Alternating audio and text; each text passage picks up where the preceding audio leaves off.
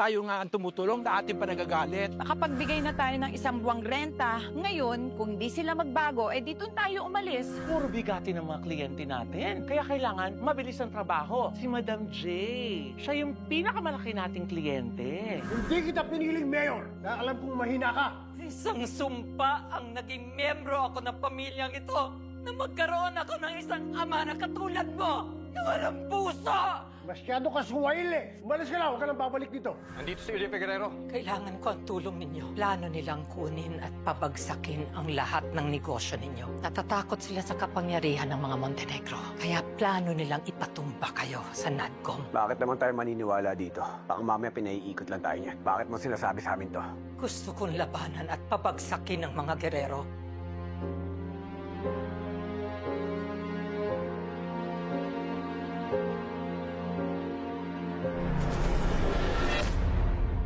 Ginabi na tayo. Kaya Grabe, gusto mama. sobrang yaman pala talaga ng Kuya, kliyente dandan. natin. Yung mga baka... Ay! Oo naman! Mayaman na mayaman! At hindi lang mayaman, ha? Napaka makapangyarihan pa ng pamilya niyang sila Madam J. Hoy, Fatima! Tulungan mo na ako magbuhat ng kahon. Ano, tulali?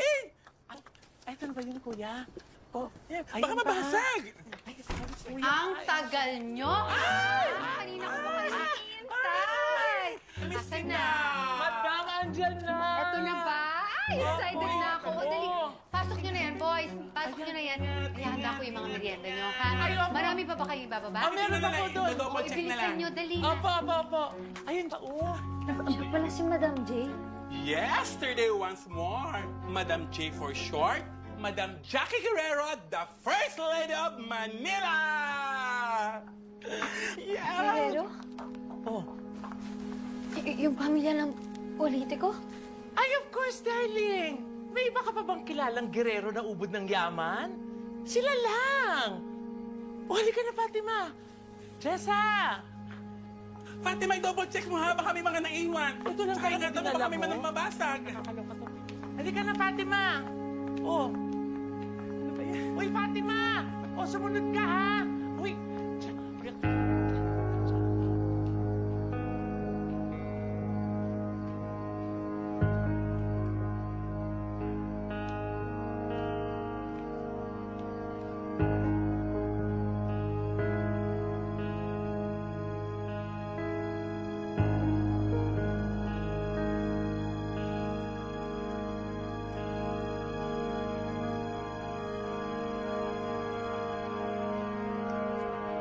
Yan na lahat, madam, ha? Gusto ko na makita yung merchandise. ito po yung mga Tapos yung iba. mga t-shirt. Nasaan na? O, mga sombrero. Fatima, ilabas mo na!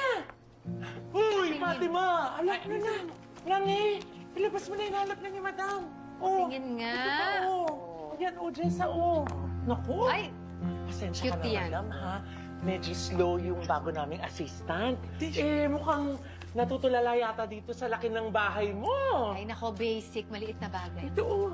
Ayan, oh. Ay, ito. Yung gusto Oh. kong makita. Umayos ka, Ning. Si Fatima ka. Hindi si Gawa nila. Fatima ang pangalan mo. Diyos ko. Papaya tayo nito. Ito, madam. Akin na yung apron. Yung apron. Ito, maganda tela niyan. Ganda ng apron. Well, Oh. ingit ako. Ayan! Madam, o tingnan mo. Fresh mo dito. Diba? Siyempre naman, pili ba tayo ng pangit? Makeup pa yan, ma'am. Oh. Sige, sige. Ay, Meron may pa, pipe, marami pipe. pa tayong pinagawa. Good evening, ladies. Ma. Ay, ano? Oh, ang inyong susunod na mayor ng Maynila. Magbigay-pugay kayo. Dali. Good evening, Magandang gabi po, Congressman! Anak, sila yung gumawa mga anik-anik ko para sa kampanya. Oh, maganda oh. Sobrang ganda. Oh, diba? Oh. Sakto, ma. Gusto ko magpagawa ng damit. Ay, ayan, magaling sila. Parang kailangan ko ata ng bagong pantalon. Sir! Tutukan ako na po kayo. Don't touch me. Let her do it. Sir? Bago lang siya, ah. Baka hindi pa yan marunong. Madam! Magaling! Magaling mo yan. Magaling? Ay, oo, Congressman. Mahusay. Mahusay? Oo, ay, ako ho mismo ang nag-train. Ay, kung sa ganon, dapat gawin na natin to. Ay, ikaw, Fatima, sukat daw. Ikaw ang Kaya mo na magsukat dyan. kay Kaya mo na Congressman. dyan. Maalam ka, tinuruan ka namin. Oo, Congressman, dito ka. habang ginagawa nila yan, Diba? dali natin itong mga, patry natin ito dun sa mga mima. Ay, Madami sila. Tingnan natin kung kasya sa lahat ng shapes and sizes. Ay, Sa mga madam. revamp. Dali. Small hanggang 3XL lahat itong pinagawa namin. Kaya Kunin niyo for lahat. Kasha. O, ito, madam. Ay. Halika. See you later, ma. Have fun. Ay, dali. Excited na ako. What are you waiting for? Gawin mo trabaho mo?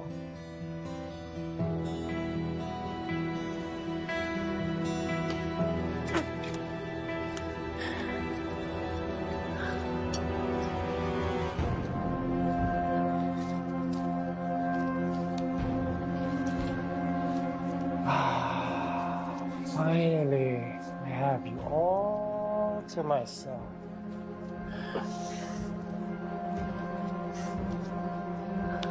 Long time no see.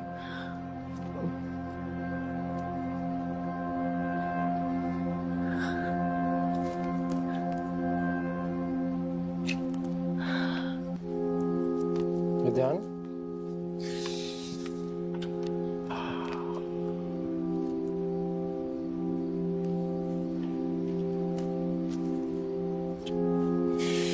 Last bit. What are you waiting for?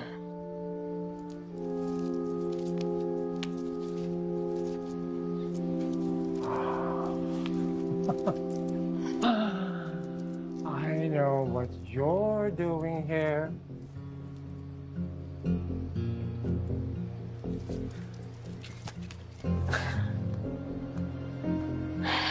Dito ako para magtrabaho. Nakuha ko na yung sukat mo. Yan ba talaga trabaho mo? Nasaan yung CR? Sa may dulo po kaliwa. Salamat.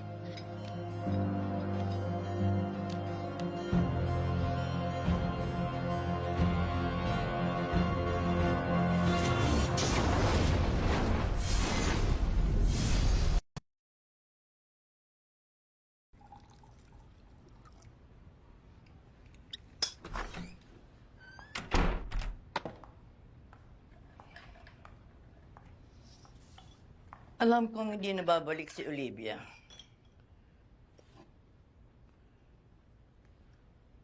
Ginusto niya yun.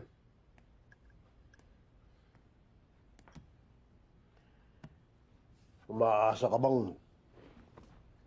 hihingi ako ng tawad sa ginawa ko? Alam mong hindi mangyayari yun. Hindi ko na inaasahan yun. Marami kang ginawang kasalanan sa pamilyang ito na hindi mo hiningi ng tawad. Kaya huwag mo rin asahan at huwag mo akong sisihin kung hindi ako hingi ng tawad sa'yo sa pagkampi ko kay Olivia. Pero tama siya. Pabagsak na ang pamilya natin. Isusumbat mo na naman sa akin na ikaw ang nagpapakahirap. Ha? Madalas ko nang marinig yun. Gustavo, uulit-ulitin ko sa'yo yan hanggang sa kamatayan mo. Wala nang suporta sa atin ng mga Montenegro. Wala na rin tayong pera para sa kampanya. Kung hindi mo binigay ang ari-arian natin sa kabit mong si Matilde, hindi sana tayo mamumblema ngayon kung kumalas man sa atin mga Montenegro. Mag-isip-isip ka nga, Gustavo. Napakawalang utak mo. Leche ka!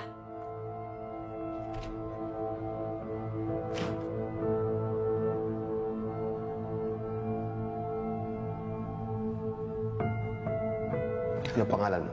Matilde Asuncion. Ganda ka. Sa akin ka na lang magtrabaho bilang sekretarya ko. Salamat na lang po. Tumatanggi ka? Alam mo bang walang tumatanggi kay Gustavo Guerrero?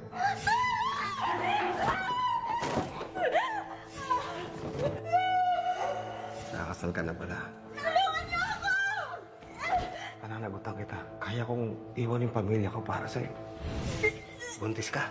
Ibibigay ko lahat sa iyo, Matilde. Lahat ang gugustuhin mo. Ang mundo, mapapay sa inyo na magiging anak natin.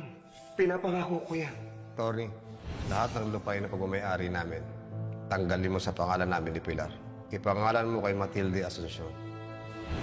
Hinding-hindi mabibili ang pag-ibig ko at mas lalo kapatawaran ko. Nasaan ka, Matilde? Hahanapin kita at ang anak natin kahit nasaan ka pa magtago. Akin ka lang, Matilde. Akin lang kayo ng ating anak. Ako, Tindi, natutuwa naman ako dyan kay Mang Al. Bigyan pa tayo ng bagong ulam. Alam mo, hindi naman niya kailangan gawin yun. Mapapatawad ko naman siya. Ewan ko sa'yo, Roda. Nahainan ka lang ng pagkain, nabili na yung pagkatao mo. Paano naman yung mga panahong sinungitan ka niya? Matuto ka namang kumilatis ng tao. Ay, natutuwa lang ako eh. Kasi naisip na baka tayo magutom. Alam mo, ibig sabihin niyan, may mabuti siyang kalooban, hindi lang kasungitan. Roda, duda ako sa taong yun. Sala sa init, sala sa lamig. Hayaan mo, tapusin na lang natin ang buwan ng renta natin. Pagkatapos, maghanap na tayo ng ibang matitirhan. Sa dami ba naman ng pinagdaanan ko? Hindi ko na kayang makisama sa ganong klaseng tao. Ko?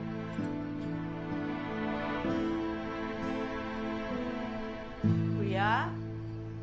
Carmen, Kuya? Ibinigay ko na sa kanila yung ulam na pinaluto mo para sa kanila. nagustuhan nila? Ewan. Iniwan ko na lang sila doon eh. Kasi, baka magre-reklamo pa. Alam mo, Kuya, parang mga walang utang na loob talaga. Kung tutuusin ako dapat tumanaw ng utang na loob. Dahil kung wala sila dito, baka kung ano inabot ko. Kuya, kasi dapat pa-check up ka na lang dyan sa dinaramdam mo. Hindi po maganda yung nahihimatay ka. Buti kung laging nandito ako. Carmen, wala ito. Dala lang siguro ito ng puyan. Huwag mo ako intindihin. Mahalaga ayos ako, di ba?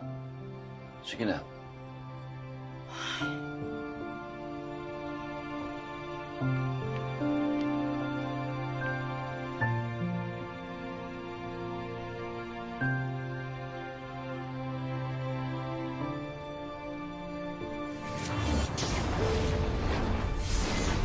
Sa mga bata, Kung trinatraidor mo sarili mong pamilya, why should we trust you? Because we have a common enemy, Ramon. Dapat magsanib puwersa na tayo. Dapat magtulungan na tayo para patalsikin sila sa kapangyarihan. Doon, Pamahan.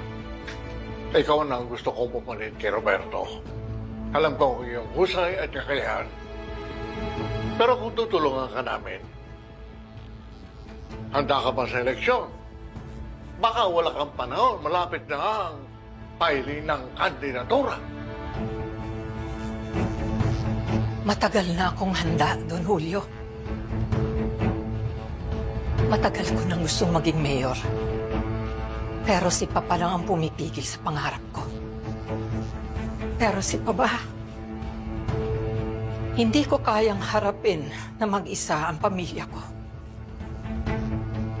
Dahil may pera sila, may impluwensya, at may makinarya. Pero ako, wala.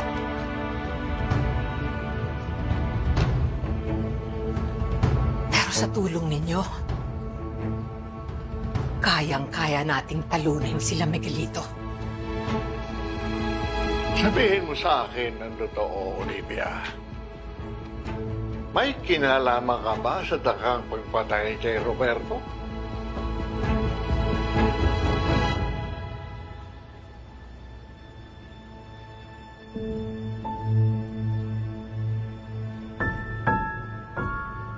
Oo. May ambisyon ako. Pero hindi ko kayang ipapatay ang sarili kong kapatid.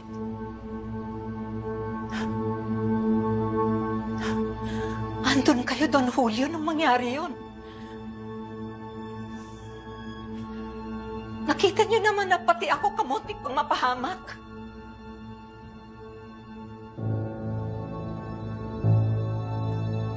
Bakit naman kami maniniwala sa'yo?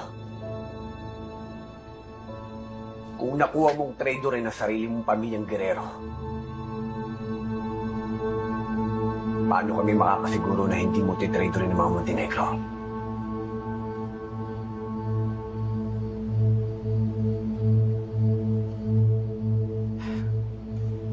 Kung tatraidorin ko ang mga Montenegro, para na rin ako nagpakamatay.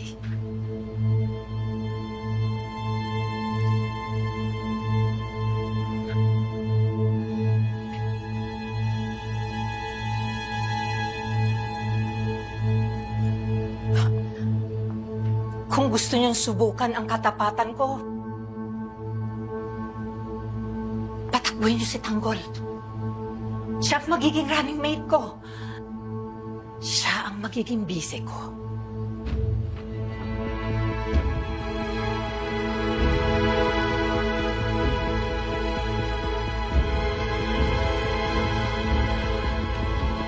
At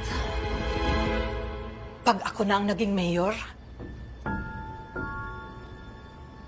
masisilip ni Tanggol ang lahat ng galaw ko. Lahat ng desisyon ko dadaan sa inyo.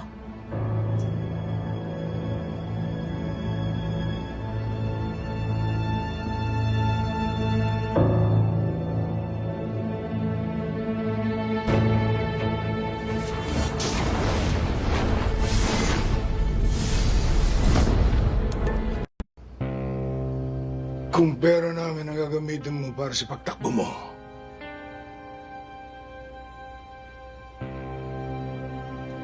maigi ang merong isang Montenegro sa loob na City Hall.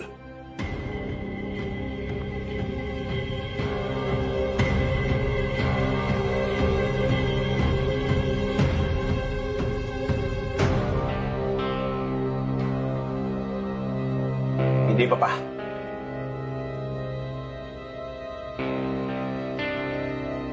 Hindi ako tatakbo. Wala akong alam sa politika. You will learn, Tanggol. You will learn.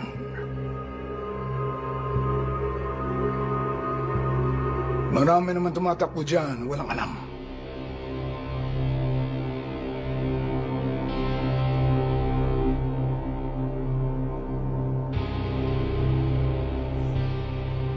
Tama ang papa mo, Tanggol. Kaysa kung sino-sino lang ang tatakbo dyan, ikaw na. Tama si Ramon. Basta lakas ang ating kapit sa Maynila, kung si Tanggol ang Vice Mayor.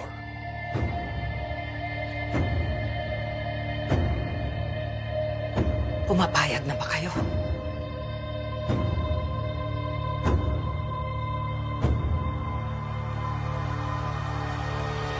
Ramon?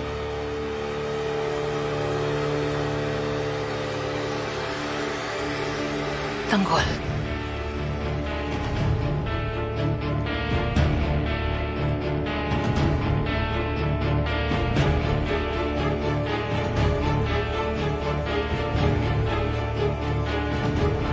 What's the big deal? Girls like that are just toys to me, Ma.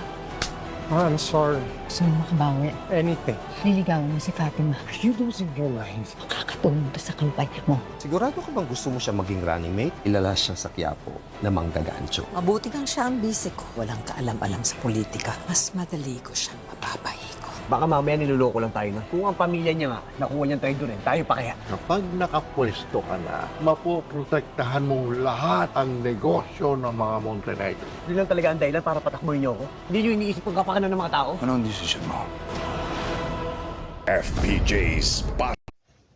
接上面的那个视频，再给大家补充一点没有说到的啊，就是家里面一定要通风，因为我昨天晚上冷嘛，肯定要关窗户，然后今天早上起来的时候就感觉特别窒息，你知道吗？所以说家里面一定要通风。你看我这个病患房间，就是这窗户一定要开着，然后这个水，你看这边水啊，这个是柠檬水，我泡的柠檬水，这个是白开水。